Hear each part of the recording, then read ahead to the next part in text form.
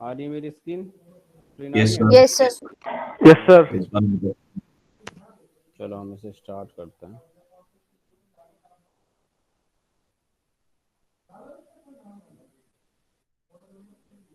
ठीक, ओके। तो पहले हम एक बार ब्रीफली रिवाइज करते हैं जो हमारा लास्ट लेक्चर था। तो लास्ट लेक्चर में हमने सबसे पहले ये देखा था कि कोई भी बॉडी है वो क्या करेगी, उसमें दो प्रोसेस होती हैं जब भी रेडिएशन उसमें आएगा। तो पहला वो रेडिएशन को एब्जॉर्ब भी करेगा, देन रेडिएशन को एमिट भी वो बॉडी करेगी। तो ये प्रोसेस कंटिन्यूसली आपकी चलते रहती है।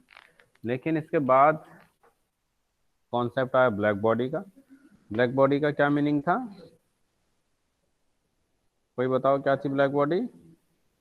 जो कम्प्लीटली अब्जॉर्व करती हो रेडियम कब? को। हाँ, that is which absorb the light 100%, that means 100% absorbance, absorbing power and 100% emittance power। ठीक है, ये दोनों प्रॉपर्टी किसमें थी आपकी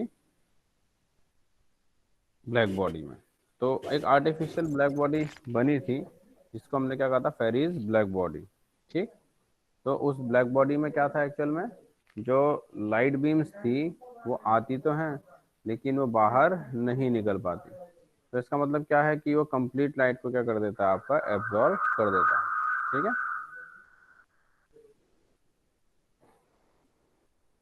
उसके बाद ब्लैक बॉडी का एक हमारा क्या बना था, एक डायग्राम बना था। वो डायग्राम क्या था एक्चुअल में, एक ग्राफ था। मैं दोबारा से एक बार इसे ड्रॉ कर रहा हूँ यहाँ पर। इस तरीके से हमने क्या करा था, ब्लैक बॉडी हमारे यहाँ पर ये थी जो एनर्जी एमिट हो रही है, और यहाँ पर करस्पॉन्डिंग क्या था, वेवलेंथ था। कुछ पहला एक टेम्परेचर T1 था, फिर दूसरा टेम्परेचर आया क्या, T2, फिर तीसरा टेम्परेचर आया T3। अब T1, ये T2 हो गया, ये T1 है, और ये क्या T3। यहाँ से एक चीज हमें दिखाई दी, जो पीक है, जैसे जैसे एनर्जी बढ़ी, टेम्परेचर बढ़ा, तो करस्पॉन्डिंग आपका रेडिएशन एनर्जी भी बढ़ते चले गई। और हमारे पास जो पीक है जहाँ पर मैक्सिमम वैल्यू ऑफ एमिशन हो रहा है, वो भी कहाँ की तरफ शिफ्ट होते चले गई, लोअर वेवलेंथ की तरफ। कहाँ की तरफ शिफ्ट हुई, लोअर वेवलेंथ की तरफ। तो किसी भी टेम्परेचर पर हर वेवलेंथ का रेडिएशन एमिट हो रहा है। ठीक हो गया। और किसी एक पर्टिकुलर वेवलेंथ पर रेडिएशन क्या है, मैक्सिमम। ठीक है। इस मैक्सिमम टेम्परेचर को हम क्या कहते हैं, एक मिनट है बच्चों।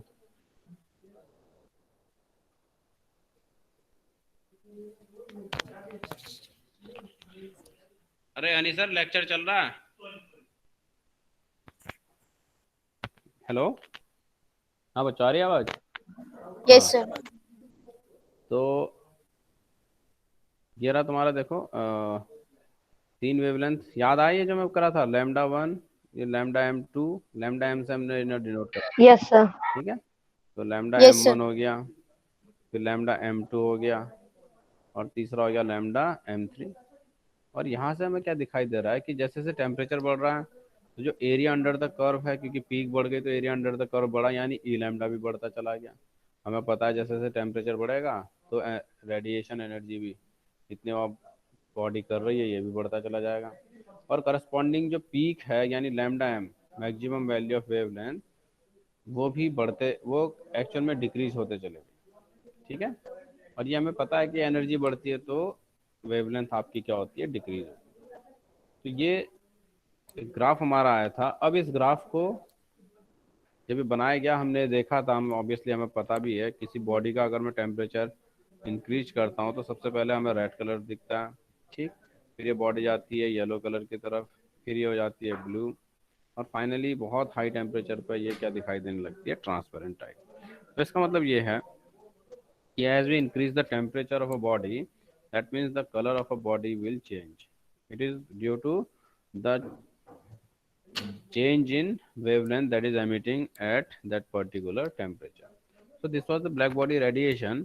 बट अब इसके लिए जब थ्योरी डेवलप करनी स्टार्ट हुई, कि ये देखा गया जब हम थ्योरी इसके लिए क्रिएट करें, तो वहां पर एक लॉ आया था जिसको हमने क्या बोला था, वीन्स लॉ। ठीक, इसी में आया था वीन्स लॉ, इसको वीन्स डिस्प्लेसमेंट लॉ एक्चुअली बोलते हैं। ठीक है। Means displacement.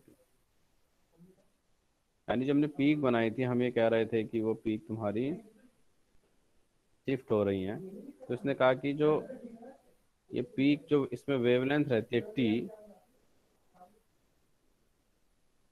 ये किसके प्रोपोर्शनल होती है, इन्वर्सली प्रोपोर्शनल होती है लैम्डा एम। यानी टी बढ़ेगा तो लैम्डा एम की वैल्यू कम होती चले जाएगी।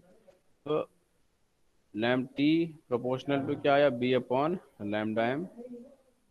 तो टी इक्वल्स टू क्या आ गया, बी, या lambda M T equals to क्या आ गया, बी। इसी को बोला था हमने वीन्स डिस्प्लेसमेंट लॉ। इस पे बेस्ट न्यूमेरिकल देखे थे ना लास्ट में हमने। Yes sir. Yes sir. तो ये आया यस था सर। हमारा वीन्स डिस्प्लेसमेंट लॉ। और वीन्स ने एक और लॉ दिया था कि उसने कहा था जो एनर्जी रेडिएट होती है ई लैम्डा डी लैम्डा, जैसे यहाँ पर भी दिख रहा है हमें बैकग्राउंड में, इसने कहा था किसके प्रोपोर्शनल होती है, इनवर्सली प्रोपोर्शनल होती है लैम्डा टू द पावर 5। 5। जैसे फिफ्थ वाला लॉ भी हमने कहा था। लेकिन इसकी एक लिमिटेशन हुई, जब ग्राफ पूरी मैथमेटिक्स लगाई वीन्स ने और लास्ट में वो लेकर आए कि ई लैम्डा डी लैम्डा जो भी ये रेडिएट हो रही है एनर्जी वाई एक्सिस के अलॉन्ग हम ले रहे हैं, ये पावर 5 के प्रोपोर्शनल होती है। ठीक। लेकिन जब इसे इस कर्व में, जो कर्व हमें दिखाई दे रहा है, इसमें जब प्लॉट किया गया तो ये लोअर वेवलेंथ के लिए तो ट्रू हुआ, लेकिन हायर वेवलेंथ पे क्या हो गया, गड़बड़। हायर वेवलेंथ की तरफ ये डेविएट होना शुरू हो गया।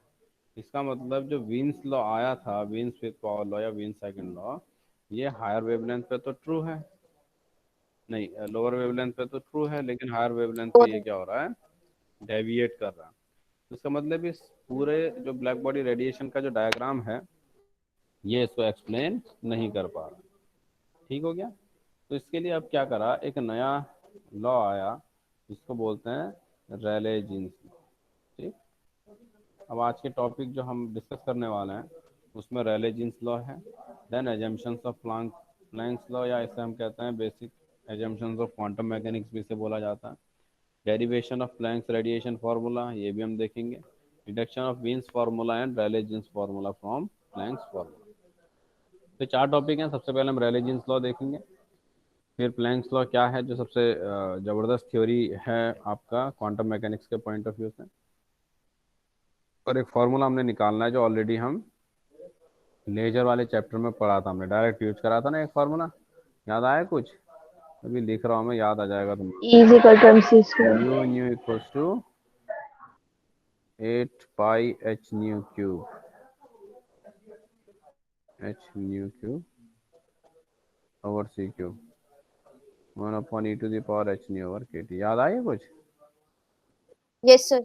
ये yes sir. Formula direct use करा था। इस फार्मूले को हम क्या करेंगे, अब डेराइव करके लेकर आएंगे। तो अब वो कैसे होगा, धीरे धीरे हम उसकी तरफ बढ़ने वाले हैं। So first we will discuss what is Rayleigh-Jeans law.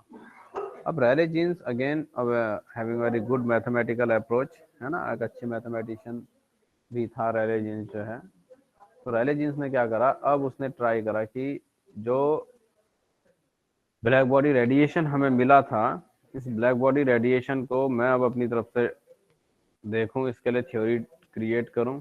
और जब भी मैंने कहा था तुम बनाओगे शिफ्टिंग तुम्हें दिखानी है भाई पीक की, ठीक है, ये दिखनी चाहिए। कुछ लोग क्या करते हैं, ग्राफ बनाया, पीक इस तरीके से बन रही है, इसी के ऊपर से दूसरी पीक आ गई, इसी के ऊपर तीसरी पीक आ गई, कोई शिफ्टिंग नहीं दिखाई देती भाई, एक ही लाइन में आ रहे होते सब लाइन में। ये वाला हो जाएगा गलत, बिल्कुल रॉन्ग। हमें किस तरीके से बनाना है, ऐसे ध्यान से देखोगे, हमें पीक की शिफ्टिंग जरूर दिखानी है।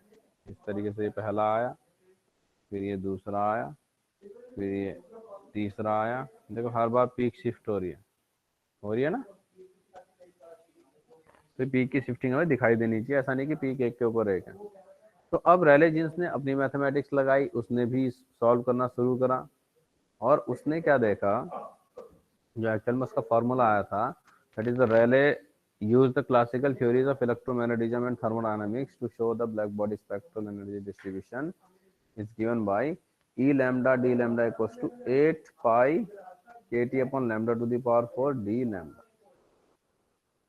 अब इसमें क्या था, जो E lambda d lambda है, देखो ये किसके प्रोपोर्शनल है तुम्हारा, 1 upon lambda to the power 4, इसके proportional 1 upon lambda to the power 4 के प्रोपोर्शनल है।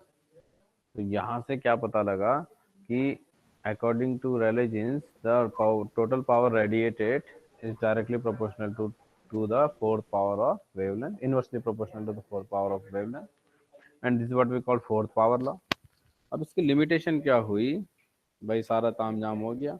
अब जब इसको अप्लाई किया गया तो ये हायर वेवलेंथ पे तो सही हो गया, लेकिन लोअर वेवलेंथ पे ये गड़बड़ करने लगा। एप्लीकेबल। ठीक, हाँ, तो इसका मतलब इसकी भी गड़बड़ आ गई, लिमिटेशन आ गई। इधर हायर की तरफ वाले पोर्शन में तो ये सही फॉलो होने लगा, लेकिन जब हम कहाँ गए लोअर की तरफ तो यहाँ ये गड़बड़ा गया। इसका मतलब ये हो गया कि जो हमें दो थ्योरीज डेवलप हुई, एक वीन्स लॉ ने करी और दूसरी किसने करी, रेले जीन्स लॉ ने, इन दोनों में प्रॉब्लम आ गई। एक तो हायर वेवलेंथ में सेटिस्फाई होता था, दूसरा वीन्स लॉ शॉर्टर वेवलेंथ पे। यानी ये दोनों ही जो हमारे थ्योरीज थी, वीन्स लॉ और रेले जीन्स लॉ की, ये complete black body radiation curve को नहीं एक्सप्लेन कर पा रही थी फिर से। यानी बहुत सालों तक ये काम चलते रहे, even we don't having the very satisfactory explanation of this black body radiation. So after this we having a new theory that was given by Planck. अब आए इसके बाद प्लैंक ने बिल्कुल अलग बात कहनी शुरू करी। हम जा रहे हैं प्लैंक हाइपोथेसिस की तरफ।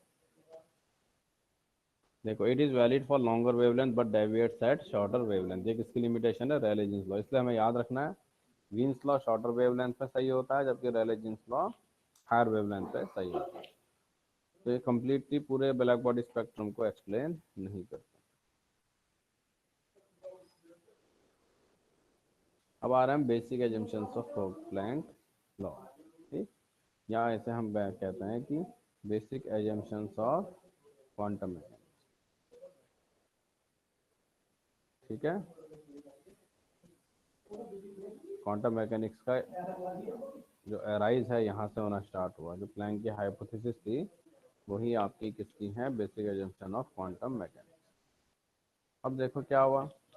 अब प्लैंक ने जो पहला स्टेटमेंट दिया, the energy of an oscillator can have only certain discrete values En, that is. अब क्या हुआ, देखो एक फेरिस ब्लैक बॉडी बनी थी ना इस तरीके से,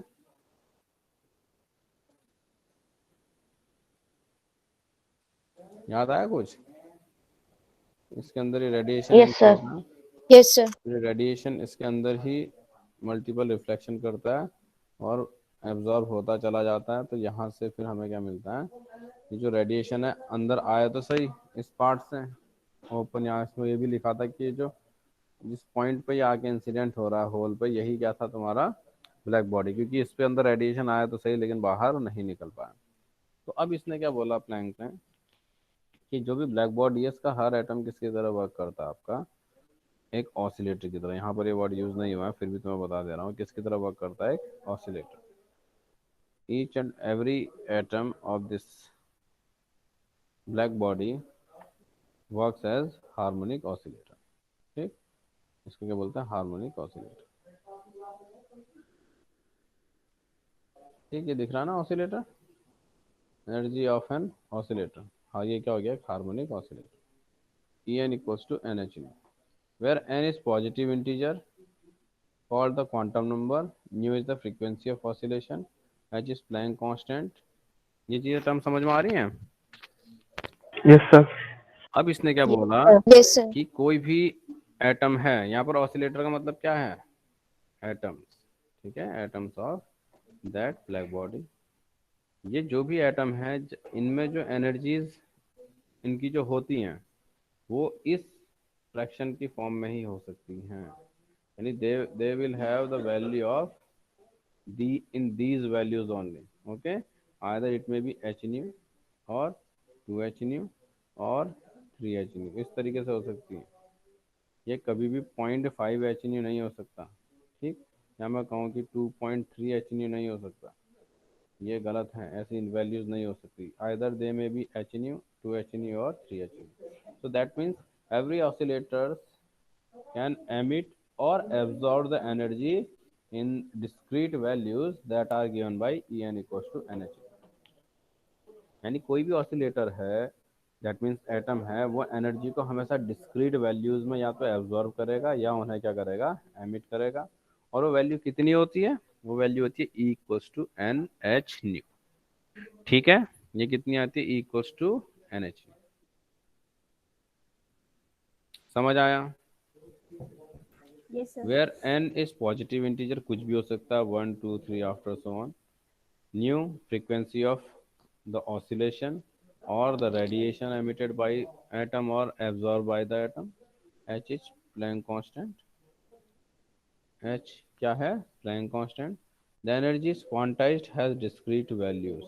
तो यहाँ से एक नया वर्ड आया जिसको क्या बोला गया, quantized। यानी to have discrete values we call the quantization। तो इसका मतलब क्या था, जो एनर्जीज हैं वो क्या है, क्वांटाइज्ड हैं, क्वांटा ऑफ एनर्जी बोलते हैं ना। दैट मीन्स अब एनर्जी डिस्क्रीट नहीं हो सकती। अभी क्या मीनिंग निकला इसका भाई? अब देखो, क्लासिकल फिजिक्स क्या कहती है, अगर कोई एटम है, इस एटम की जो एनर्जी ई है, ये कोई भी पॉसिबल वैल्यू हो सकती है। इस तरीके से कंटिन्यूस ग्राफ मुझे मिल रहा है। यानी अगर मैं बोलूँ ये एच न्यू है, ये 2 एच न्यू है, ठीक, ये 3 एच न्यू है, यानी कोई भी एनर्जी हो सकती है। या तो एटम इस पे भी हो सकता है 2.5 एच न्यू पे, एटम 1.5 एच न्यू भी एनर्जी इसकी हो सकती है, 0.5 एच न्यू भी इसकी एनर्जी हो सकती है, कोई भी वैल्यू हो सकती है। लेकिन क्वांटम फिजिक्स ने क्या बोला कि जो एनर्जी है ना, ये डिस्क्रीट होगी भाई। अगर एनर्जी है तो या तो एन एच न्यू होगी, या क्या होगी, 2 एच न्यू, ये क्या होगी, 3 एच न्यू। यानी डिस्क्रीटनेस होगी, या तो एटम जीरो स्टेट से 1 पे जाएगा, या 0 से 2 पे जा सकता है, या 0 से 3 पे जा सकता है। ऐसा नहीं है कि वो 0 और 1 के बीच में कहीं इधर है रैंडमली, नहीं। या तो उसकी एनर्जी एच नहीं होगी, इस स्टेट में होगा, या 2 स्टेट में होगा, या 3 स्टेट में। इसी को बोलते हैं डिस्क्रीटनेस और क्वांटाइजेशन। ये समझ में आया क्या मीनिंग है, क्वांटाइजेशन, डिस्क्रीटनेस क्या है, और कंटिन्यूटी का क्या मतलब है। यानी क्लासिकल फिजिक्स तो ये कहती है कि कंटिन्यू हो सकती है एनर्जी, कुछ भी पॉसिबल है एटम की। लेकिन आपका जो क्वांटम फिजिक्स है वो कहती है ये क्या होगी, डिस्क्रीट वैल्यू। समझ में आया बेटा? यहाँ तक आया समझ में? Yes, sir. Yes, sir. Yes, sir. ठीक है, इस चीज़ का ध्यान रखना है। किसी को कोई डाउट है यहाँ तक जो बताया मैंने? किसी का कोई डाउट? No, sir. ओके, चलो नेक्स्ट में चलते हैं। दूसरा क्या बोला इसने, अब द ऑसिलेटर एमिट और absorb the energy only in the form of packets of energy H D, not continuously. when making a transition from one quantum state to another quantum state, the entire energy difference between the initial and final state of the transition is emitted or absorbed as a quantum of radiation। अब ये बात मैंने पहले ही बताई कि energy continuously absorb नहीं होगी, कुछ आपके एनर्जी पैकेट्स हैं उन्हीं के फॉर्म में होंगी। दूसरी चीज़ क्या है, ट्रांजिशन होगा। अगर ये स्टेट 1 है, ठीक, दोबारा देखो, ये 1, फिर ये 2, फिर ये 3, फिर ये 4। तो जो भी ट्रांजिशन होगा, ठीक है, सपोज ये n, ठीक है, इधर पर n बढ़ रहा है, तो कोई भी दो स्टेट्स के बीच में अगर ट्रांजिशन होता है, तो जो एनर्जी रिलीज होगी या जो फोटोन रिलीज होगा वो क्या होगा, हमेशा उन दोनों के एनर्जी गैप के बराबर होगा। यानी n2 माइनस n1 होगा, इट्स इंटू एच। अब सपोज ये कहूँ कि मैं 2 और थर्ड स्टेट है, तो ये क्या हो जाएगा, 2 - 3 एच न्यू। यानी कितनी एनर्जी रिलीज होगी, एच न्यू, अगर 2 से 3 की स्टेट में आता है। अगर एटम 3 से 2 में गया, अगर 4 से कहाँ आ जाए, सीधे 1 में आ जाए, फिर क्या एनर्जी रिलीज होगी, तो E इक्वल्स टू क्या हो जाएगा, इट्स 4 - 1 इंटू एच न्यू। तो यानी क्या हो गया, 3 एच। ठीक हो गया? तो इसका मतलब जो एटम है आपका, जब भी वो दो स्टेट्स के बीच में ट्रांजिशन करता है, तो जो रेडिएशन एमिट होगा, ठीक, वो हमेशा क्या होगा, उन दोनों के एनर्जी गैप के बराबर होगा, जो अगेन क्या होगा, क्वांटाइज्ड वैल्यू। ठीक हो गया? मैं तो किसी को कोई डाउट? हाँ बच्चों, No, sir. No, sir. ठीक हो गया? तो ये था हमारा दो बेसिक एजम्पशंस जो आपके दिए थे ये दो बेसिक एजम्पशन थे। पहला कि जो अटेंडेंस है, दैट मीन्स जो ट्रांजिशन है, जो ट्रांजिशन आपका होगा वो भी क्वांटाइज्ड होगा, और किसी भी एटम या ऑसिलेटर की एनर्जी हमेशा क्या होती है, क्वांटाइज्ड होती है। तो ये चीज़ हमेशा हमेशा ये क्या रखना है, याद रखना है। अब आएंगे डेरिवेशन की तरफ। ठीक, अब डेरिवेशन पार्ट हम देखेंगे।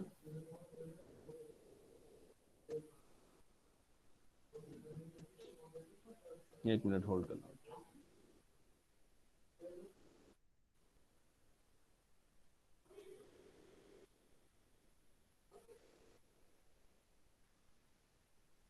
यहाँ तक क्लियर है ना बेटे सबको?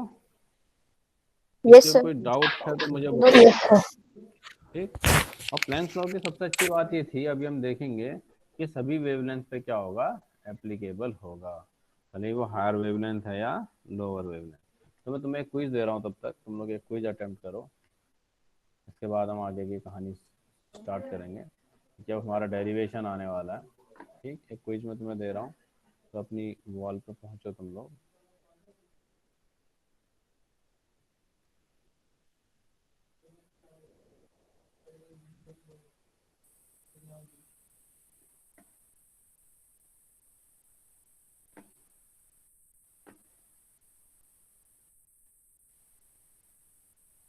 2 मिनट का टाइम मिलेगा बेटे सबको।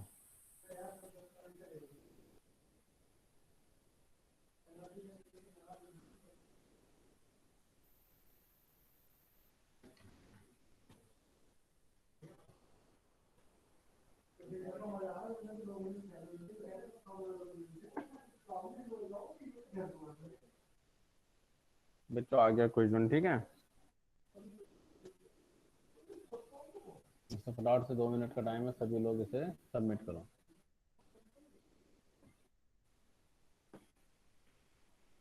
हाँ यश चौधरी, आ रही है मेरी आवाज?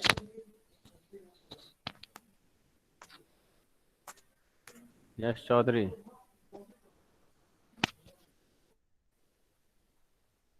हाँ जी, आ रही है हाँ सर। बेटे, कहाँ रहता है तू? गायब सा हो रखा।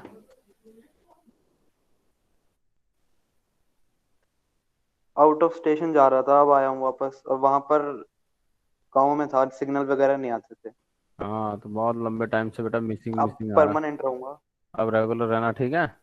यस सर, अब पर। हाँ, अब ये ठीक है यूनिट्स सर। ऐसी चलनी है बेटे, इस पे जो एब्सेंट रहेगा वो उसे समझ में नहीं आनी।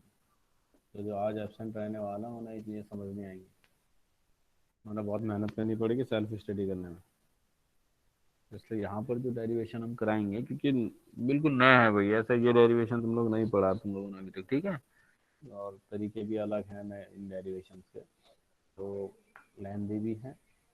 बस जब यहाँ अगर हम समझाएंगे तो काफ़ी आसान रहेंगे।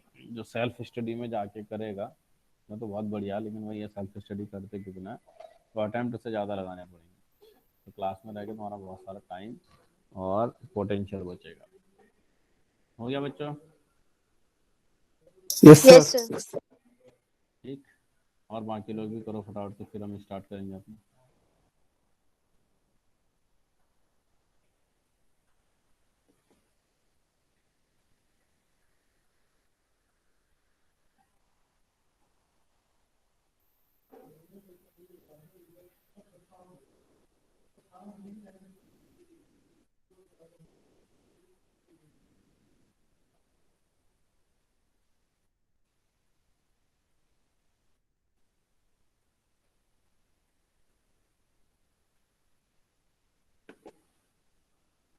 ठीक है बच्चों, चलो मैं दोबारा से अपनी स्क्रीन प्रेजेंट कर रहा हूँ। ठीक, अब आगे हम बढ़ते हैं। इसलिए अपने पास देखो भाई, कॉपी और पेन लेके बैठो। ठीक है, डेरिवेशन लिख के स्टेप बाय स्टेप करोगे तो दिमाग में बैठता चला जाएगा। ठीक, क्योंकि अब जो हमने डेरिवेशन स्टार्ट कर रहे हैं प्लान का, थोड़ा लेंदी है और प्रैक्टिस की रिक्वायरमेंट इसमें बहुत रहती है। तो अब हम लोग जा रहे हैं दोबारा से अपना लेक्चर की तरफ। स्क्रीन आ गई मेरी? Yes sir. Yes sir. Okay.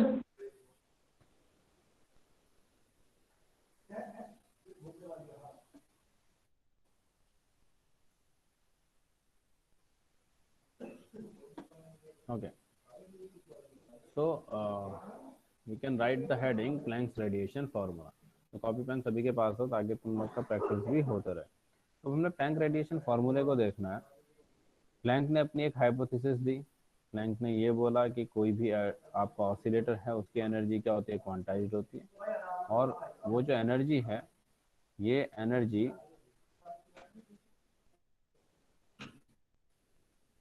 किसकी फॉर्म में होती है, क्वांटम की फॉर्म में, यानी क्वांटा ऑफ एनर्जी, और उसकी वैल्यू होती है इक्वल्स टू NH। और उसने ये भी बोला कि जो ट्रांजिशंस होते हैं ये ट्रांजिशन भी दो स्टेट्स के बीच में जब होंगे तो जो एनर्जी रेडिएट होगी वो भी क्या होगी, आपकी इन दो एनर्जी लेवल्स के बीच का गैप होगी। ठीक, अब सपोज कर लिया हमने बहुत सारे एनर्जी लेवल्स हैं। ठीक, एक है E1, है ना, E2, E3, इस तरीके से बहुत सारे एनर्जी लेवल्स, दुनिया भर के एनर्जी लेवल्स हमारे हो सकते हैं। ये कहाँ तक चले जाएंगे, EN, बहुत सारे एनर्जी लेवल्स हमारे यहाँ पर पॉसिबल है। तो यही कॉन्सेप्ट आपका कौन लेके चलने वाला है, प्लैंक। तो प्लैंक कह रहा है to derive the Planck's law we shall first calculate the average energy of an Planck oscillator. और जो भी ऑसिलेटर इसने एज्यूम करे थे उनकी एवरेज एनर्जी लेने वाला है, और frequency new. If n be the total number of oscillators and E be their total energy, then the average energy of an oscillator is given by E by n।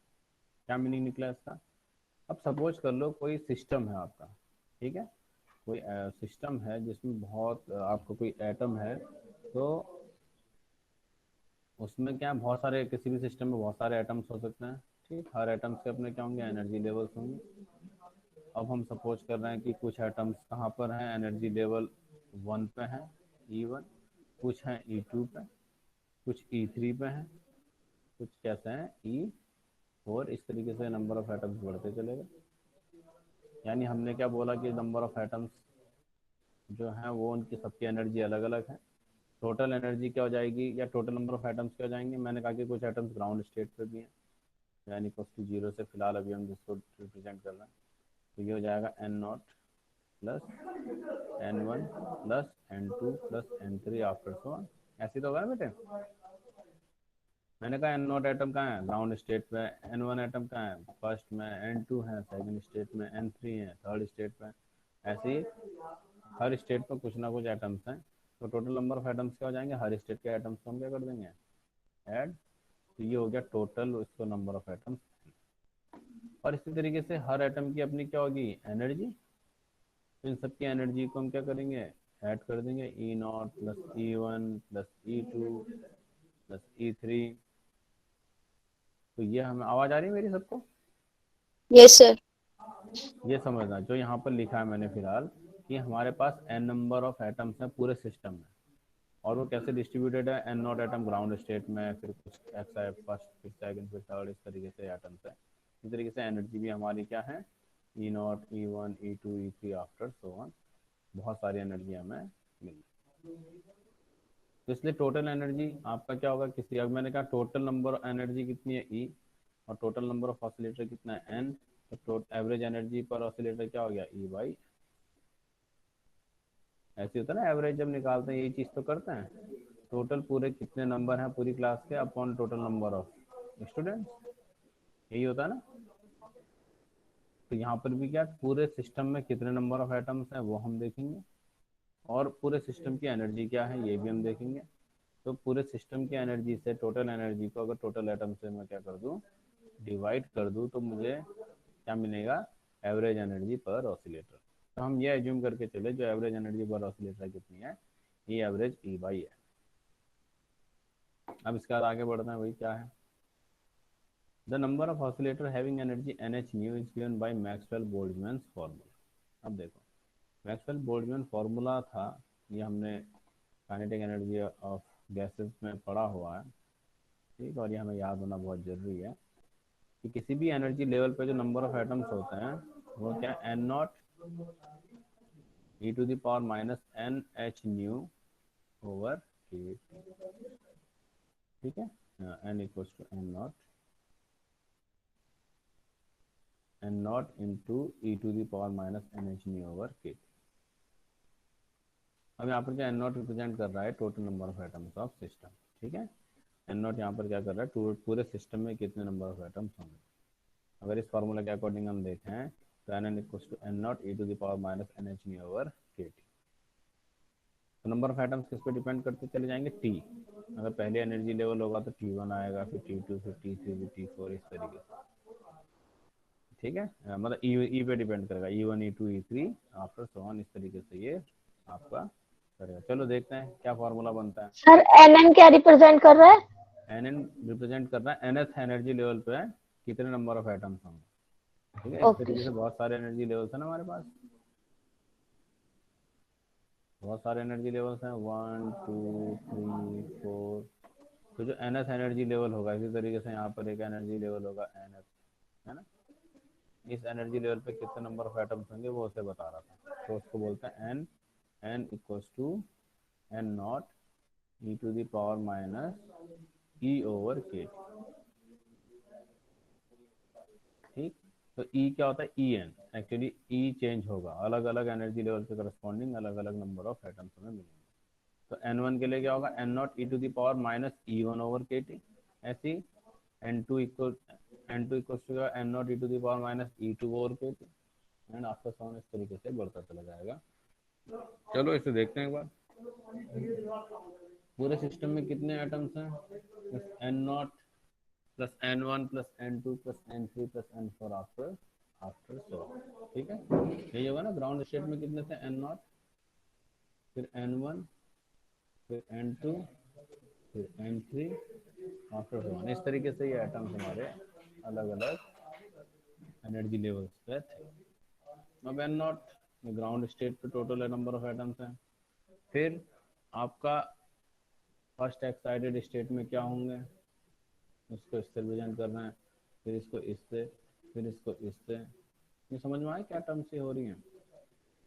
हाँ बच्चों, अभी हमने पढ़ा था ना N nought equals to yes sir.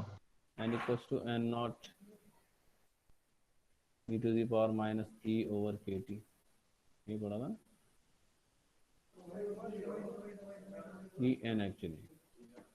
और पहली state के लिए क्या होगा, N one N not E to the power minus E one over के टी। और ई वन को हम क्या लिखेंगे, H N N not E to the power minus H N over के टी। अब ऐसे एन टू के लिए क्या होगा, N not E to the power minus E two over के टी। अब ई टू की वैल्यू क्या होगी, N not E to the power minus two H N over के टी। समझ में आया बच्चों। Yes sir. ठीक है, इसीलिए हमने एन नॉट तो एन नॉट ही रहा, लेकिन एन वन क्या हो गया, N not E to the power minus E one over के T, that is minus H N over के टी। एन टू क्या हो गया, N not E to the power minus two H N over के T. और तीसरी term आई N three minus three H N, N four आएगा minus four H N. और ये सीरीज हमारी बढ़ते चलेगी। अब इनमें एक टर्म तो कॉमन है सब में, कौन सी, एन नॉट। देखो इनमें सब एन नॉट कॉमन है ना। इन टर्म से मैंने क्या करा, एन नॉट को कॉमन ले लिया, और ब्रैकेट के अंदर क्या बचा मेरे पास, पहली टर्म से आया वन, दूसरे से आया E to the power minus H nu over के टी, तीसरी से आया minus plus E to the power minus two H nu over के टी, चौथी टर्म से आया E to the power minus three H nu over के T. अब यहाँ पर देखो वेरिएबल कौन सी क्वांटिटी है, अगर ध्यान से देखोगे E to the power minus H nu over के टी,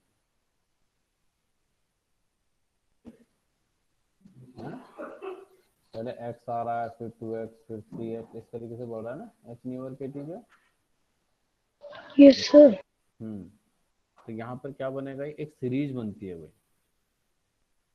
ये सीरीज कैसी बन रही है, वन प्लस इसको क्या लिख सकते हैं, E to the power X plus E to the power two X plus E to the power three X, है ना। तो समझ में आ रहा है। तो ये किसकी यस टर्म सर। बनती है, अगर हम जनरल इसको मैच करें, ये बनता है one upon one minus x. ठीक है, एक्स यहाँ पर किससे रिप्रेजेंट हो रहा है, ई टू दी पावर तुम्हारा माइनस एच नी ओवर के टी। ठीक है, एक्स किससे रिप्रेजेंट हो रहा है, ई to the power minus H nu over के टी।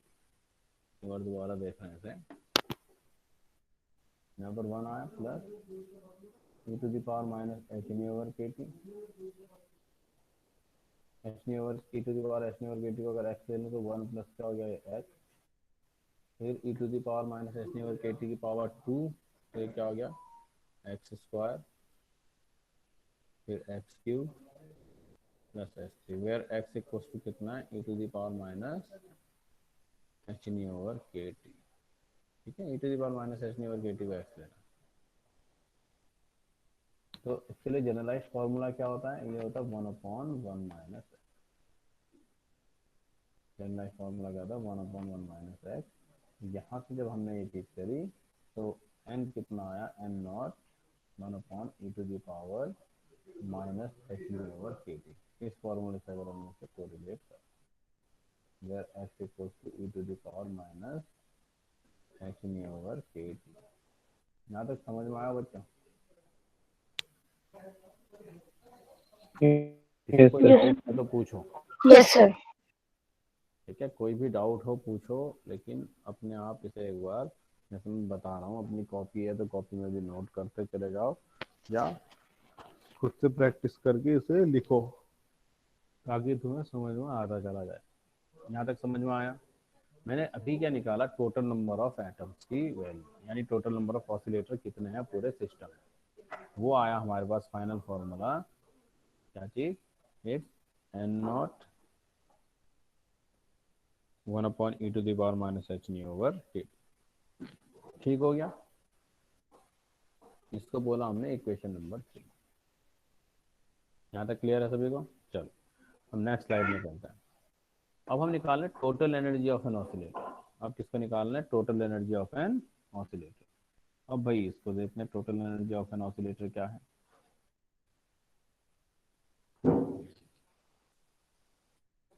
अब देखो दोबारा से मैं एनर्जी लेवल स्टोर कर रहा हूँ इस तरीके से। ठीक, एन नॉट एटम कहाँ थे? ग्राउंड स्टेट में, जिनकी एनर्जी क्या थी? 0। ग्राउंड स्टेट में भी कोई एनर्जी की रिक्वायरमेंट नहीं। फिर यहाँ पर थी एच नी, और यहाँ पर नंबर ऑफ एटम्स थे n1। फिर एनर्जी यहाँ पर हो गया नंबर ऑफ एटम्स n2, और एनर्जी हो गई 2h न्यू। ऐसी इस स्टेट में थे n3 एटम्स, और यहाँ पर एनर्जी हो गई 3h न्यू। तो टोटल एनर्जी कैसे आएगी भाई? Total number of atoms in a state into the average energy of that state. यही तो होगा ना? मैं कहूँ कि इस स्टेट में, स्टेट 1 में n1 नंबर ऑफ एटम्स है, और हर एटम की ऑसिलेटर की एनर्जी कितनी है? H nu. याद रखना है एच न्यू किसकी है? Each oscillator value. Each oscillator, हर ऑसिलेटर की एनर्जी है, और कितना ऑसिलेटर है? Number n1। तो टोटल कितनी एनर्जी हो जाएगी इस लेवल की? n1 H new. इसी तरीके से जो सेकंड एनर्जी लेवल है, सेकंड स्टेट है n2, इसमें टोटल नंबर ऑफ एटम्स कितने? n2, और एक एटम की एनर्जी कितनी है? 2h new. तो इस स्टेट में इस स्टेट की टोटल एनर्जी कितनी आएगी? 2h new into n2। इसी तरीके से थर्ड अगर एनर्जी स्टेट में जाऊँ तो नंबर ऑफ ऑसिलेटर या एटम कितने हैं? n3, और नंबर और एटम, हर एटम की एनर्जी कितनी है? 3h new. तो टोटल एनर्जी कितनी हो जाएगी स्टेट की? 3h new into n3। ये समझ में आया? पहले ये बताऊंगा। Yes sir. एच न्यू या 2h न्यू या 3h न्यू हर ऑसिलेटर की एनर्जी बता रहा है। एच न्यू का मतलब ये है कि जो हमारे पास फर्स्ट स्टेट है n1, उसमें हर ऑसिलेटर की एनर्जी कितनी है? H nu. और टोटल नंबर ऑफ ऑसिलेटर कितने हैं? n1। तो टोटल एनर्जी कितनी होगी? वो होगी n1 इंटू एच न्यू। इसी तरीके से सेकंड स्टेट में जाएं तो हर ऑसिलेटर की एनर्जी है 2h न्यू, और नंबर ऑफ एटम्स है n2, तो n2 इंटू 2h न्यू। इसी तरीके से हमारा आगे बढ़ते चले जाएंगे तो हमें करस्पॉन्डिंग एनर्जी मिलते चले जाएगी। अब इसको देखो, तो ई के लिए जो फॉर्मूला लिखा हुआ दिख रहा है? Ground yes sir. State, ground state में कितने एटम्स बोले थे हमने? n0, लेकिन इसकी एनर्जी कितनी है? 0। तो यानी n0 इंटू 0। टोटल एनर्जी कितनी है ग्राउंड स्टेट की? 0 ही रहेगी, कितने भी एटम हो कुछ फर्क नहीं पड़ता, हर एटम की एनर्जी क्या है? 0। फिर गए हम फर्स्ट स्टेट में, उसमें कितने नंबर ऑफ एटम्स थे? n1, ऑसिलेटर्स थे n1, और एनर्जी ईच ऑसिलेटर की कितनी थी, एच न्यू। तो इस बार हमारा काम सही हो गया। थर्ड स्टेज में क्या हो गया, स्टेट में it's N2 into 2H new. Third वाली पे हो गया N3 3H new. Fourth state में N4 4H न्यू। तो ये total energy of oscillators in a system हमें मिल गई। अब एक काम और करते हैं यहाँ, N1 की वैल्यू, N2 की वैल्यू, N3 की वैल्यू कहाँ से रही। हमारा पास मैक्सवेल फॉर्मूला है, ठीक है। क्या था वो, N equals to N nought e to the power minus E over के टी। ये फॉर्मूला हमने दोबारा से यूज करा, तो यानी N1 की जगह क्या हो गया, N nought E to the power minus E H nu over के टी। N2 की जगह क्या हो गया, N nought E to the power minus 2H nu over के टी। ऐसी N3 की जगह क्या हो गया, N nought E to the power minus 3H nu over के टी। और ये सीरीज हमारी आगे बढ़ते चले गई। अब पहली टर्म तो जीरो हो गई, लेकिन आगे की टर्म से एक चीज हमें याद ध्यान माननी चाहिए, N not E to the power minus H nu over के टी, ये सबसे कॉमन आ जाएगा। देखो इसमें भी है N not E to the power minus H nu over के टी, इधर भी कितना बनेगा, N not E to the power minus H nu over के टी। तो ये टर्म हमें क्या मिल गई, कॉमन। और साथ में एच नी भी कॉमन आ रहा है भाई, देखो यहाँ एच नी है, इसमें 2H नी है, इधर 3H नी। तो एच नी को भी हमने क्या ले लिया, कॉमन ले लिया। यानी मैंने क्या चीज कॉमन ली, N not E to the power minus H nu over के टी इंटू एच नी। तो ये जो पहली टर्म बचेगी इसमें क्या बचेगा, 1। दूसरी टर्म में क्या बचेगा, 2। और एक टर्म बचेगी यहाँ से, क्योंकि e to the power minus 2H nu था, एक माइनस एच नी कहाँ चला गया, बाहर। तो कल क्या बचेगा, माइनस एच नी ओवर के टी। तीसरी इक्वेशन में 3 into e to the power, यहाँ 3H नी थे, लेकिन एक एच नी ओवर के टी कहाँ ले लिया मैंने, कॉमन। तो कितना बचेगा, माइनस 2H नी ओवर के टी। तो इस तरीके से अगली टर्म में क्या आएगा, 4 e to the power minus 3H nu over के टी। और ये सीरीज इसी तरीके से आगे हमारी बढ़ते रहेगी। ठीक है बच्चों, यहाँ तक क्लियर है सभी को। Yes, sir. ओके, सर पहले हमने निकाले थे टोटल नंबर ऑफ एटम्स, अब हम निकाल रहे हैं total number of energy of all oscillator. अब यहाँ से हमें क्या मिला, ये जो फॉर्मूला है देखो, यहाँ अगर हम बात करें, ये बना 1 plus 2 into x into 3 into x square plus 4x cube. एक इसका मतलब एक सीरीज यहाँ पर बनते चले गई। ये सीरीज क्या है, 1 plus 2x plus 3x square plus 4x cube. और जनरली ये सीरीज किस चीज़ की होती है, 1/1 माइनस एक्स का होल स्क्वायर। इसका एक्सपेंशन जो है, बाइनोमियल एक्सपेंशन, ये इस सीरीज को बताता है। और यहाँ पर x की वैल्यू हमारे पास कितनी है, x इक्वल्स टू है ई to the power minus H nu over k, जो हमने पहले भी दिया था। तो इसका मतलब क्या बन जाएगा, ये तो कॉमन चीज़ थी, N not E to the power minus H nu over के टी। और अंदर की सीरीज में क्या बना हमारा, H nu over, H nu पहले से ही बाहर था, और अपॉन में बना 1/1 minus X square, that is 1 minus E to the power minus H nu over के टी का स्क्वायर।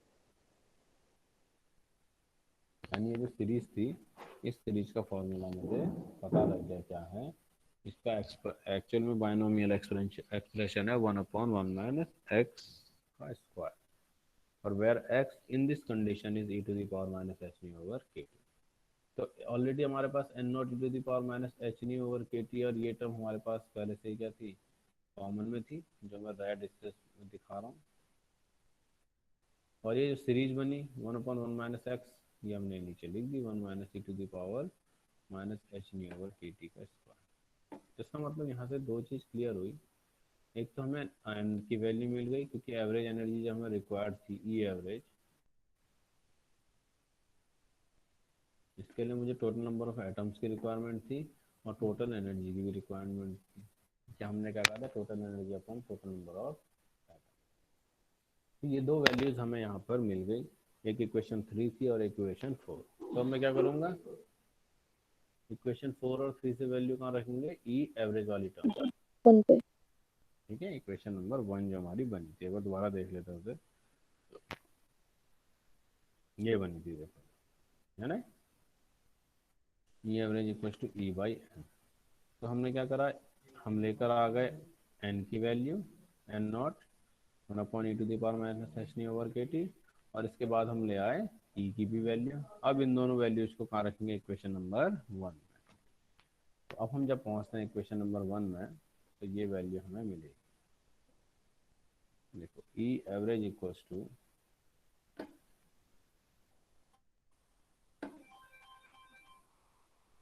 ई एवरेज, ठीक है, ध्यान से देखना जो मैं लिखने वाला हूँ। क्या था हमारे पास, e अपॉन n, यही था ना,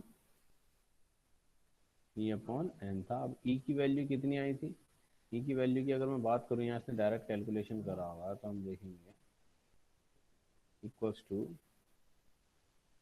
ये है n नॉट e⁻h⁻ ये बना तुम्हारा क्या, n नॉट e⁻,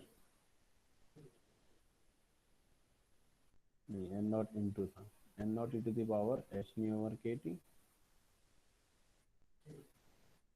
और यहाँ पर था तुम्हारा मल्टीप्लाई में h⁻1/e⁻⁻h⁻, kt का होल स्क्वायर, यही था। देखो ये दिखाई दे रहा है, n not e⁻⁻h⁻ kt, h⁻1/e⁻⁻h⁻ kt। और n नॉट की वैल्यू क्या थी, यानी n की वैल्यू कितनी थी, n नॉट अपॉन, चलो लिख रहे हैं इसे, इट्स n नॉट अपॉन में कितना था, 1 - e⁻⁻h⁻kt। अब एक चीज तुम्हें दिखाई दे रही होगी, कुछ टर्म कैंसिल आउट हो रही हैं। Yes, sir. क्या कैंसिल आउट हुआ, And note. And note. And note. n not हमारा क्या हो गया, कैंसिल आउट। एक और चीज कैंसिल आउट हो रही है, 1 minus EH⁻ upon KT. हाँ, यहाँ पर क्या है, 1 - e⁻⁻h⁻kt, इधर ये स्क्वायर में, इधर क्या इसमें, ये पूरा इसकी एक पावर से कट जाएगा। ठीक हो गया, कट हो गया। अब इसके बाद क्या होगा, क्या टर्म बची हमारे पास, इसके बाद ध्यान देना, ऊपर जो टर्म हमारी बचने वाली है वो बची कितनी, e⁻⁻ Plus -h⁻kt, h⁻upon KT. ठीक। और यहाँ पर क्या था, इसके साथ मल्टीप्लाई में था h⁻, H⁻. और नीचे बचा था 1 - e⁻⁻h⁻kt।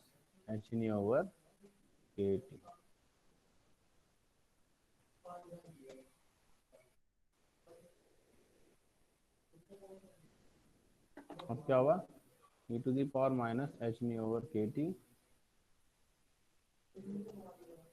नीचे क्या लिया हमने, कॉमन, e⁻⁻h⁻kt कॉमन लिया, ठीक है,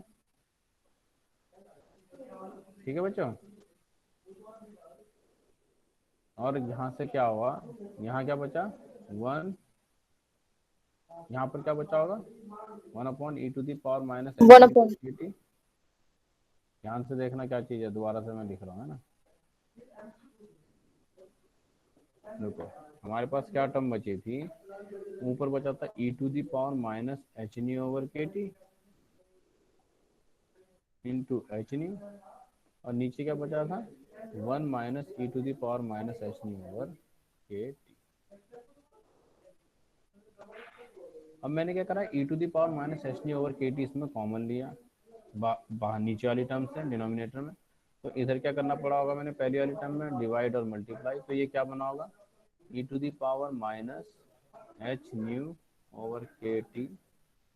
into h⁻ upon e⁻⁻h⁻kt, common आ गया, और इधर क्या आया,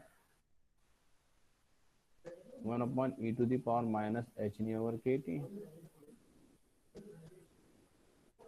-1, e⁻⁻h⁻kt क्या हो गया, कैंसिल आउट। तो ऊपर कितना बचा हमारे पास, केवल h⁻, और नीचे क्या बचा 1/e⁻⁻h⁻⁻⁰ के टी, 1/e⁻⁻⁻h⁻⁻के टी माइनस 1। अच्छा इसके साथ नहीं है, केवल -1 अलग से है डिनोमिनेटर। तो 1/e⁻⁻⁻⁻के टी को क्या लिखेंगे, ऊपर ले जाके e⁻⁻h⁻के टी -1 और ऊपर क्या h न्यू। अब पता लगा यहाँ तक पहुंचने में भी बीच में कितने सारे स्टेप्स थे। हाँ बच्चों, यस सर। यहाँ यस से सर। हमने Yes, डायरेक्ट sir. एक्सप्रेशन यहाँ पर यूज किया उन्होंने इक्वेशन नंबर 5 में। इस तक पहुंचने के लिए भी हमें 4-5 स्टेप से और गुजरना पड़ा, क्योंकि जब हमने डिवाइड करा तो कुछ टर्म कैंसिल आउट हुई, वो हमने नहीं दिखाई क्योंकि हमने दिखाना था न्यूमरेटर और डिनोमिनेटर की वैल्यूज को रख के। फिर उनमें कट क्या हुआ था, एक एन नॉट और एक 1 - e⁻⁻h⁻⁻के टी का क्रॉस हुआ था, हमने हटा दिया। फिर ऊपर वाली टर्म में बचा था e⁻⁻h⁻⁻के टी h न्यू और नीचे बचा था 1 - e⁻h⁻⁻के टी। तो मैं ये चाह रहा था कि e⁻⁻h⁻⁻के टी क्या हो जाए, रिमूव हो जाए। तो इसके लिए मैंने क्या करा, नीचे कॉमन ले लिया e⁻⁻h⁻⁻के टी और इससे मैंने इसको क्या कर दिया, कट कर दिया, दोनों निकल गए बाहर। अब यहाँ बचा केवल h न्यू और नीचे क्या बचा 1/e⁻⁻h⁻⁻के टी -1। 1/e⁻⁻h⁻⁻के टी को क्या लिख दिया मैंने ऊपर। अगर 1/e⁻⁻h⁻⁻के टी है किसका 1/e⁻⁻h⁻⁻के तो ये कितना बन गया, ये हो गया e⁻⁻h⁻⁻के टी। ठीक हो गया, समझ में आया। ये प्लस हो गया ऊपर जाके, तो ये चीज हमें मिल गई। ठीक, तो this is the expression for average energy of Planck oscillator. Planck oscillator की क्या है, ये एवरेज एनर्जी। ठीक है, ठीक है बच्चों, यस सर। समझ आ गया सभी को। Yes, sir. ओके चलो, अब हम जो जा हैं इसके बाद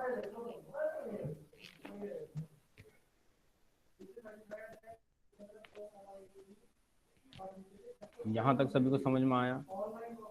Yes, sir. ठीक हो गया, अब हम आगे बढ़ते हैं। ठीक,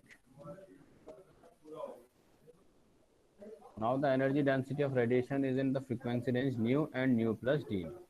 अब देखो यहाँ पर एक फॉर्मूला है, हमें डायरेक्ट क्या रखना है ऐसे याद, इस फॉर्मूले को हमें डायरेक्ट याद रखना है। रैले जीन्स ने फॉर्मूला निकाला था। फिलहाल हमें क्या याद रखना है, दो फ्रीक्वेंसी रेंज में टोटल एनर्जी डेंसिटी क्या होगी। सपोज मेरे पास बहुत सारे एनर्जी लेवल्स थे, ठीक है, बहुत सारी फ्रीक्वेंसीज थी। अब हम किसकी बात करेंगे, फ्रीक्वेंसी ऐसी थी new, 2 new, 3 new, 4 new, 5 new, बहुत सारी फ्रीक्वेंसी रेंज हो सकती है रेडिएशन की। ठीक है, तो हमें क्या था कि क्या था, एच न्यू, 2h न्यू, इस तरीके से था ना, 3h न्यू, यही तो था। याद आ रहा है कुछ, या तो एनर्जी h न्यू होगी, या 2h न्यू होगी, या 3h न्यू होगी। इसका तो क्या फ्रीक्वेंसी चेंज हो रही है ना, एस तो कांस्टेंट है। पहले में न्यू था, फिर 2 न्यू हो गया, फिर 3 न्यू हो गया, इस तरीके से बढ़ते चला गया। तो अब क्या कह रहा है कि दो फ्रीक्वेंसी रेंज, यानी एक न्यू है और दूसरी क्या, न्यू प्लस डी। एक न्यू है, दूसरा क्या, न्यू प्लस डी। इनके बीच में क्या निकालो कह रहा है ये, टोटल नंबर ऑफ कितने आपका क्या होगा, एनर्जी डेंसिटी। ठीक है, थोड़ा नया फॉर्मूला तुम लोग के लिए, तुम्हें याद रखना पड़ेगा कि किसी भी गिवन फ्रीक्वेंसी रेंज में कितने नंबर ऑफ, कितनी एनर्जी डेंसिटी होती है, उसे हम किससे डिनोट करते हैं, u nu d. U nu d nu किसका रिप्रेजेंटेशन है, कितनी एनर्जी हमारी क्या है, एनर्जी डेंसिटी है in a given frequency range d. मैंने कहा सपोज क्या था 5000 एंगस्ट्रॉम, नहीं फ्रीक्वेंसी हमारी 5000 हर्ट्ज और दूसरी क्या है तुम्हारी 5010 हर्ट्ज। तो कितनी रेंज हो गई, डी न्यू कितना हो गया इनमें, 10, यही होगा ना। तो यानी जो 10 हर्ट्ज या हमारी 10 फ्रीक्वेंसी रेंज है, इसमें कितने नंबर ऑफ हमारी टोटल एनर्जी डेंसिटी होगी, यानी कितने नंबर ऑफ फोटॉन्स होंगे। तो अब ये कितना है, इसे हम रिप्रेजेंट करते हैं एक नए नोटेशन से, जिसे जिसे लिखते हैं यू न्यू डी। ठीक है, यू न्यू डी न्यू। तो कुछ जगह पे यू न्यू जो हमने पढ़ा था ऐसे ब्रैकेट में भी लिखते हैं, तो एक ही बात है। ठीक हो गया बच्चा, यू न्यू डी न्यू। आ रही है मेरी आवाज? Yes, sir. ये समझ, देखो ये फॉर्मूला तुम्हें याद रखना है। इसमें तुम्हें बस ये याद रखना है कि जो फ्रीक्वेंसी रेंज में एनर्जी की वैल्यू होती है वो इस फॉर्मूले से हमारी गिवन है, u nu d nu equals to this. तो क्या इसमें number of oscillators per unit volume, per unit volume में कितने नंबर ऑफ ऑसिलेटर्स हैं इनटू देयर एवरेज। ठीक है, अब देखो इसका फॉर्मूला भी हमें नहीं पता कि नंबर ऑफ ऑसिलेटर किसी given volume per unit volume में क्या होगा अगर फ्रीक्वेंसी रेंज हमारी क्या है, डी न्यू। पहले डायरेक्ट फार्मूला कितना होता है, 8 pi nu square d nu over c. ये क्या है, number of oscillators per unit volume in a given frequency range D.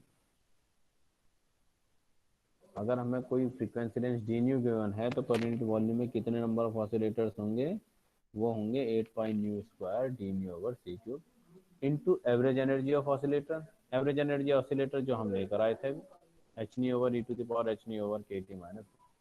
यानी इतना लंबा जो हमने पीछे काम किया था कैलकुलेशन, वो इस फॉर्मूले में हमें एवरेज एनर्जी की रिक्वायरमेंट थी, वो हमने किया। लेकिन हम नंबर ऑफ ऑसिलेटर्स के लिए कैलकुलेशन नहीं करा हमने पर यूनिट वॉल्यूम। क्यों? क्योंकि फिर डेरिवेशन बहुत ज़्यादा लेंदी होगी, इसलिए से डायरेक्ट यूज करा हमने रेले जीन्स के लॉ से, बस 8 pi nu square d nu over c cube. अब जब अंदर मल्टीप्लाई करेंगे फिर क्या होगा, न्यू से न्यू मल्टीप्लाई हो जाएगा। ठीक, तो ये बन जाएगा 8 पाई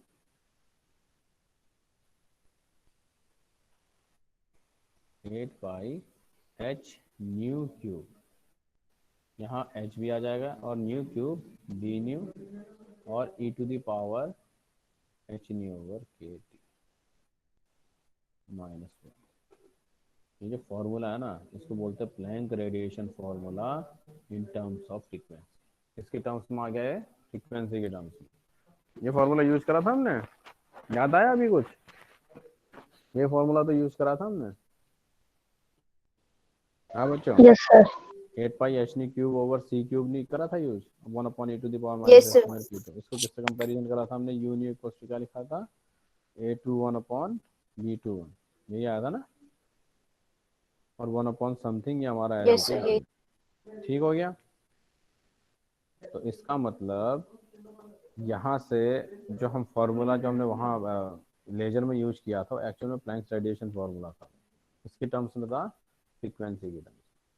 ठीक, तो फ्रीक्वेंसी के टर्म्स में प्लैंक रेडिएशन फार्मूला मिल गया। लेकिन नॉर्मली जब हम न्यूमेरिकल करते हैं या आगे हम काम करते हैं, तो ये फार्मूला हमें वेवलेंथ के टर्म्स में भी रिक्वायर्ड होता है, इसके टर्म्स में, वेवलेंथ के टर्म्स में।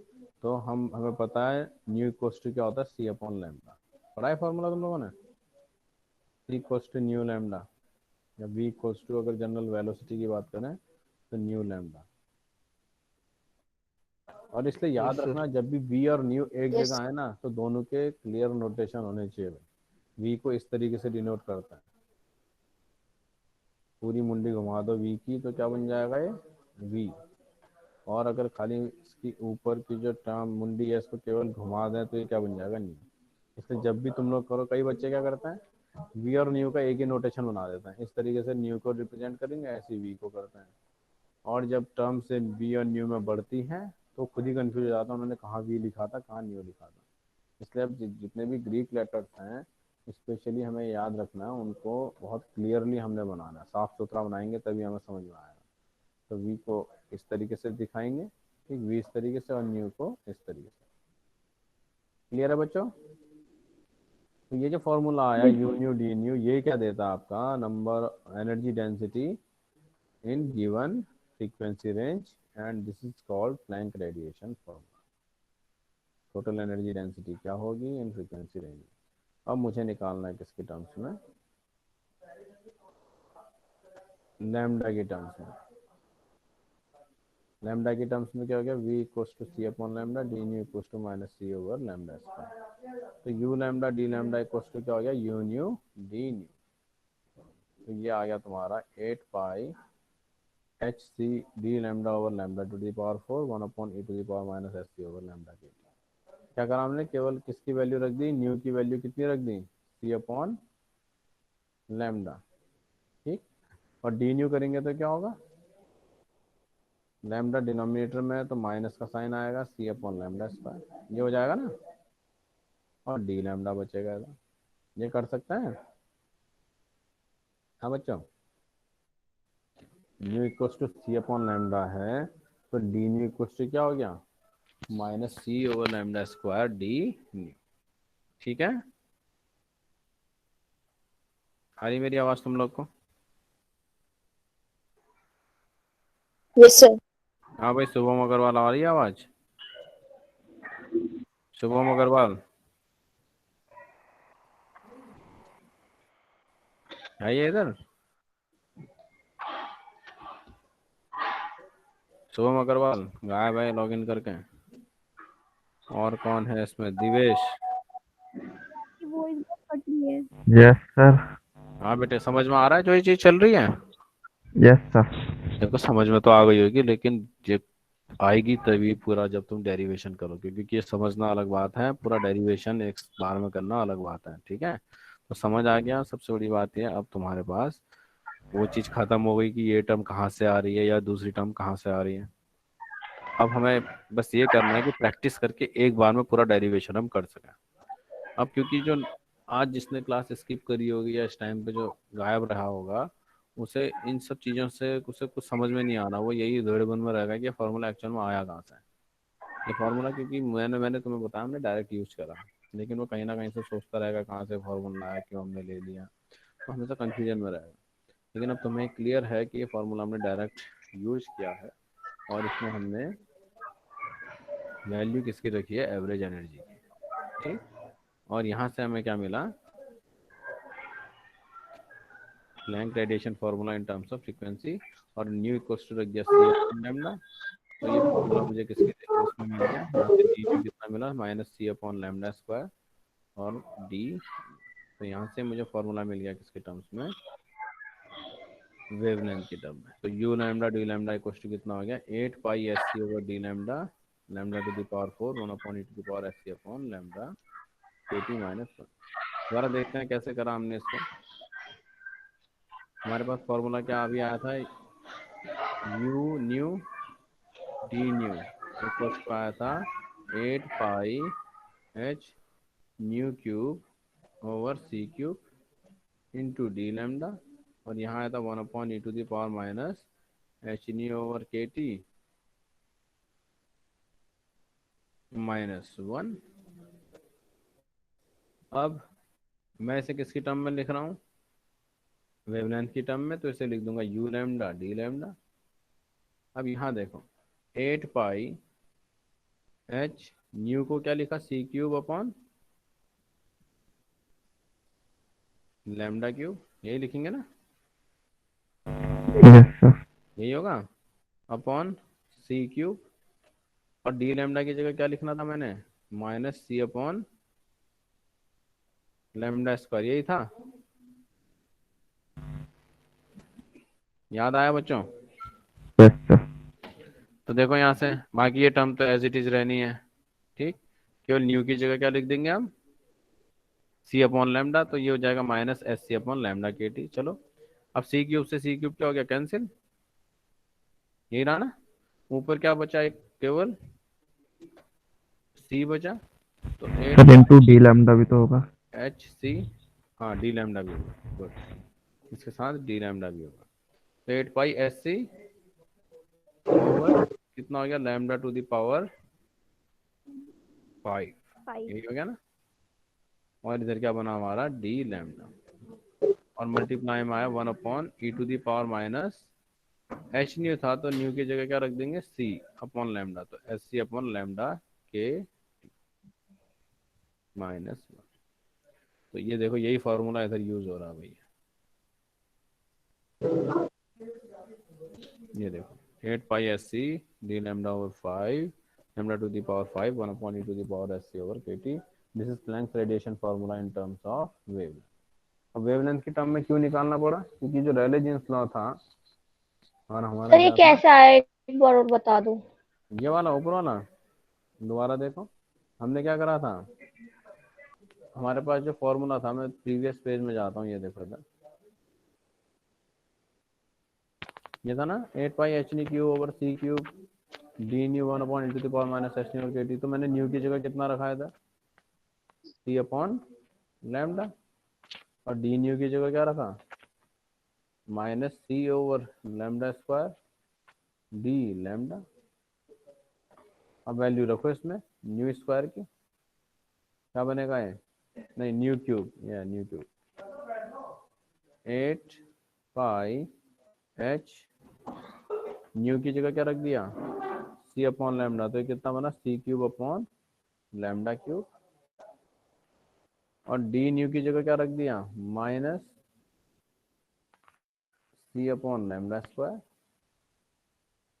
ठीक हो गया, और नीचे क्या बचा, सी क्यूब, क्या कट हुआ, सी क्यूब हो गया ना कट, और इधर क्या बचा, ये लैम्डा टू द पावर 5, तो ये ऊपर बचाएगा जो हमारे पास जो टर्म आएगी 8 pi H c upon lambda to the power 5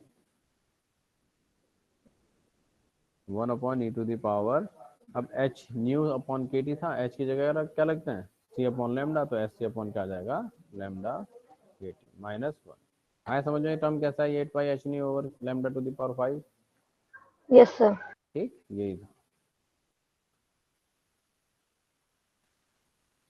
ये देखो यही आ गया ना, 8 पाई एस सी और लैम्डा टू द पावर 5, और लैम्डा की जगह क्या रख दिया इसने, और सर माइनस। माइनस नहीं लिया बेटे, माइनस साइन हमने क्यों हटाया, ओके यही सर। मैं क्वेश्चन चाह रहा था कोई स्टूडेंट तुम में से पूछे, क्योंकि हम एनर्जी की बात कर रहे हैं भाई। ठीक है, तो यहाँ पर हम एनर्जी का क्या ले रहे हैं, केवल कितना मैग्नीट्यूड है, किस रेंज में, you lambda d lambda. Actual में अगर हम ये यूज कर लें तो हमारी प्रॉब्लम ही सॉल्व हो जाए, यू लैम्डा डी लैम्डा। इसलिए माइनस साइन को हम क्या कर देते हैं, इग्नोर। ठीक, माइनस साइन को ना इसलिए नहीं ले रहे क्योंकि हमें केवल किसकी बात करनी है, एनर्जी डेंसिटी, वो कितनी है इस फ्रीक्वेंसी रेंज में, इसलिए माइनस साइन को यहाँ से हटा देते हैं। ठीक है, आया समझ में सभी के बच्चों? Yes sir. Yes sir. ये था प्लैंक रेडिएशन फॉर्मूला। बहुत मेहनत करी हमने यहाँ तक पहुँचने में। कैलकुलेशन जब तुम करोगे कॉपी में तुम्हें समझ में आएगा, और तुम देखोगे जब तुम क्वेश्चन कर रहे हो तो कई बार गलत करोगे, लेकिन प्रैक्टिस करने के बाद एक टाइम के बाद तुम इसे सही कर लोगे। आसान सा डेरिवेशन है, बस ध्यान ये रखना है क्या टर्म्स कहाँ पर हमने रिप्लेस किया हुआ है, और प्रैक्टिस जिसने करी होगी, ध्यान से लेक्चर सुना होगा, उसके लिए आसान रहेगा। जिसने नहीं सुना होगा ध्यान से, या जिसने आज स्किप कर दिया होगा या बीच में रेगुलर होगा, उससे ये मुश्किल करेगा।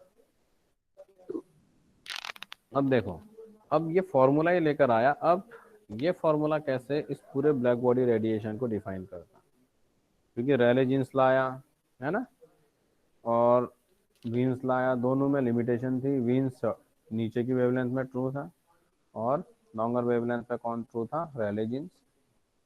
तो क्या प्लैंक फार्मूला दोनों को सेटिस्फाई करता है? अगर ये ऐसा कर सकता है हायर और आपका शॉर्टर वेवलेंथ में, तो इसका मतलब ये आपका एक नई थ्योरी हमें मिल जाएगी जो क्या कर सकती है, डिफाइन कर सकती है या सेटिस्फाई कर सकती है इसको। ठीक, तो प्लैंक रेडिएशन फॉर्मूले में देखो क्या था, u lambda d lambda 8 pi S c और d lambda upon lambda to the power 5 1 upon A to the power this much minus 1। अब कह रहा फॉर शॉर्टर वेवलेंथ, ध्यान से देखना जो अंडरलाइन कर रहा हूँ, फॉर शॉर्टर वेवलेंथ लैम्डा बहुत स्मॉल होगा। ठीक, अभी जो लैम्डा की वैल्यू है ना यहाँ पर, ये बहुत स्मॉल हो जाएगी। अब ई to the power S c over lambda यहाँ पर लिखा हुआ है, लैम्डा के टी। जब भी डिनोमिनेटर की टर्म ये लैम्डा स्मॉल होगी, तो ये ओवरऑल वैल्यू क्या हो जाएगी, बढ़ जाएगी ना। E to the power S c over lambda k T बहुत बड़ा हो जाएगा, और ये एक से बहुत बड़ी वैल्यू आएगी। समझ में आ रहा है बच्चों? समझ आ रहा है? Yes sir.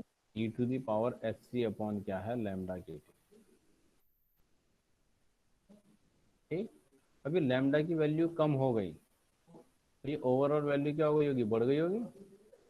तो ई टू दी पावर ये तो बहुत ही ज़्यादा बड़ा हो गया होगा। किस तरीके से समझ सकता हूँ मैं, ई टू दी पावर 1 अपॉन क्या था, एक्स था।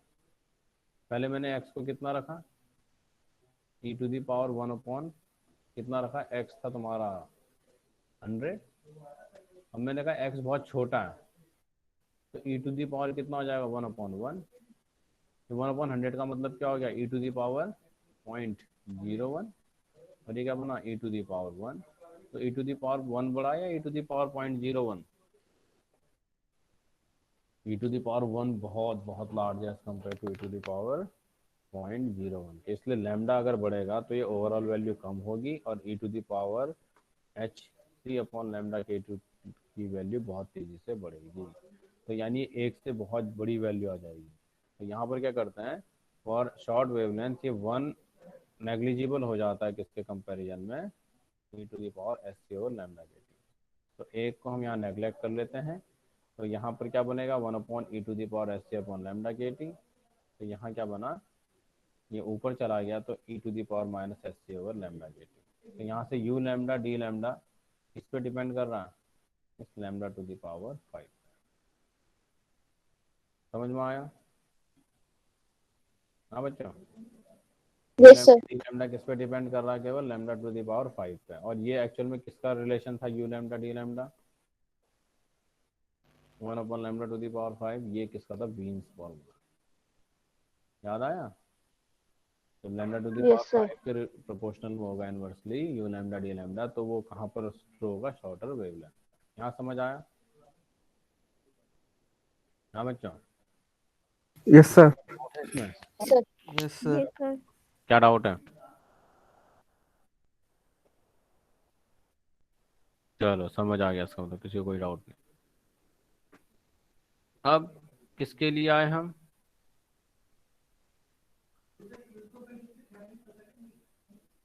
अब for long wavelength. Long wavelength में देखो लैम्डा क्या हो जाएगा, स्मॉल होगा, मतलब लार्ज होगा।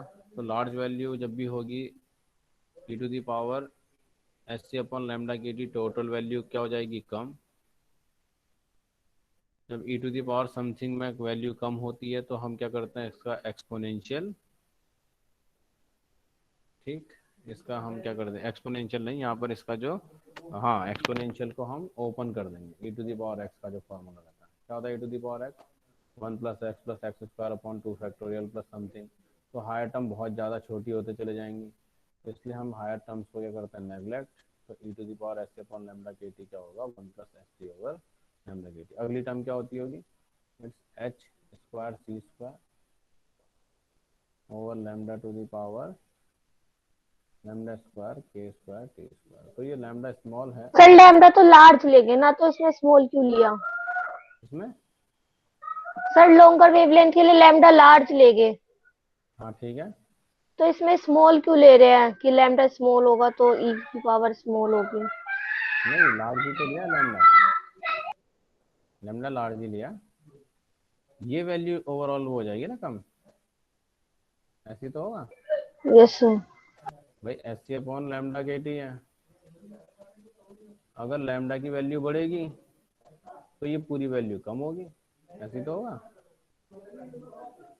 और जब भी वैल्यू कम होगी तो फिर हमें इसका एक्सपोनेंशियल एक्सपेंशन करना पड़ेगा। एक्सपोनेंशियल और एक्सपेंशन में जो अगली टर्म्स आएंगी, क्योंकि अब कम हो गई है, तो जब इसकी पावर स्क्वायर में होगी तो और कम हो जाएगा। जैसे 0.2 का स्क्वायर क्या होता है, 0.04, क्यूब कर देंगे और छोटा हो जाएगा, 0.008 हो जाएगा।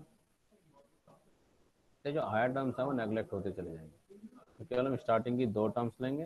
तो नीचे क्या बनेगा, e to the power S c upon lambda k T, that is 1 plus S c over lambda k T minus 1।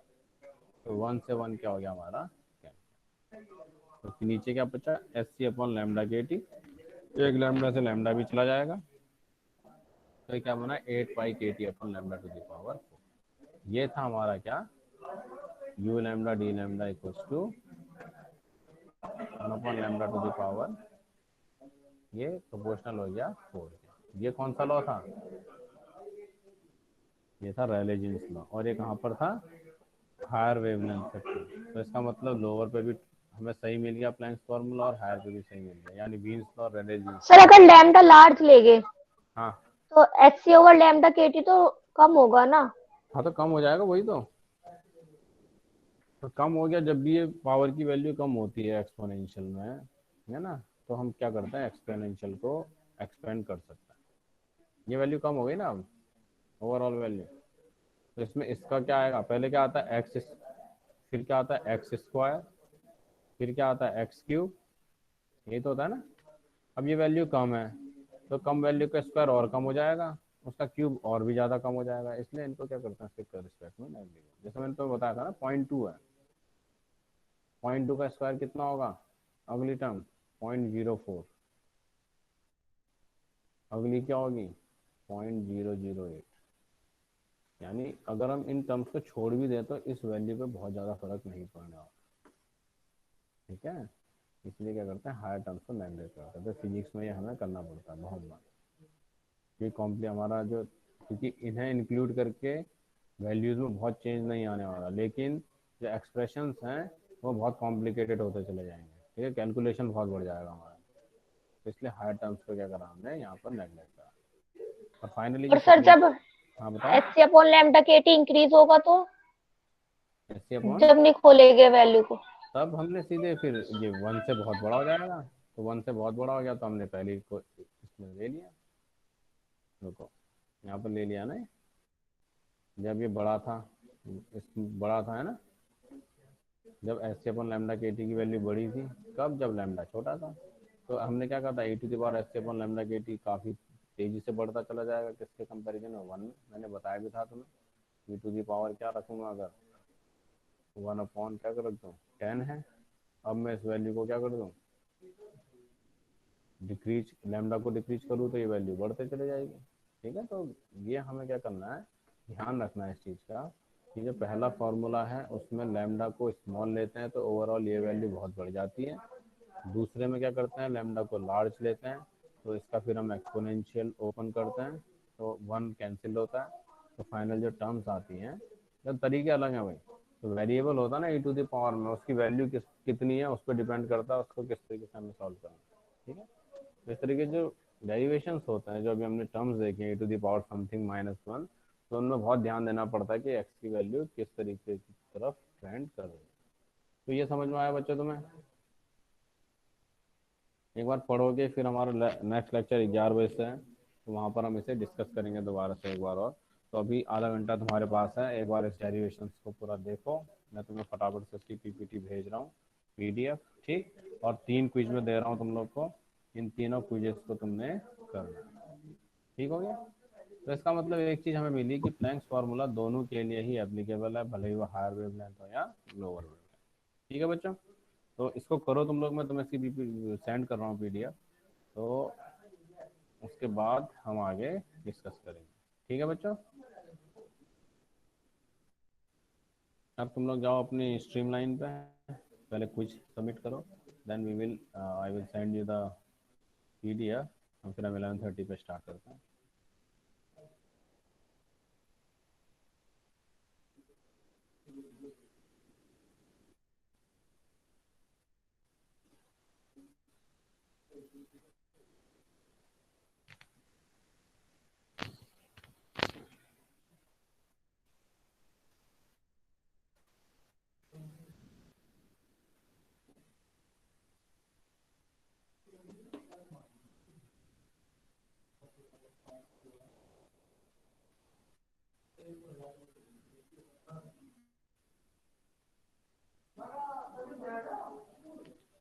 चलो ठीक है बच्चों, तुम लोग जा सकते हो अभी, है ना, मैं तुम्हें अभी क्विजेस शेयर कर रहा हूँ।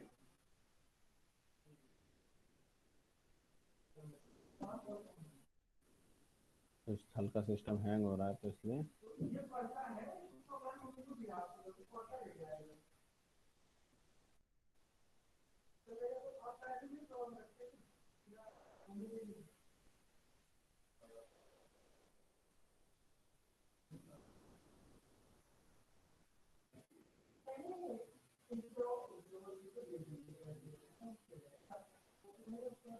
बाकी जिससे लीव करना है बेटा लीव कर सकते हो, मैं भेज रहा हूँ, इसके बाद क्विज के बाद में तुम्हें उसकी पीडीएफ भी सेंड कर दूंगा, तो वहाँ से तुम लोग पढ़ते रहोगे, ठीक है।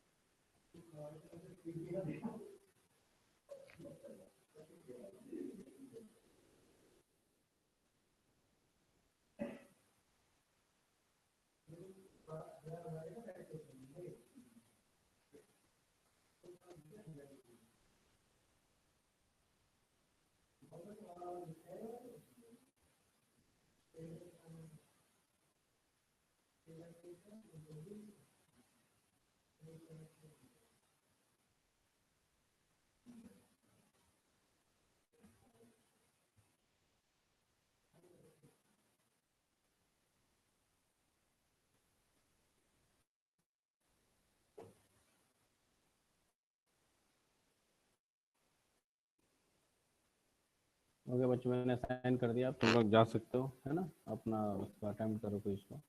ठीक, I am just going to over this meeting.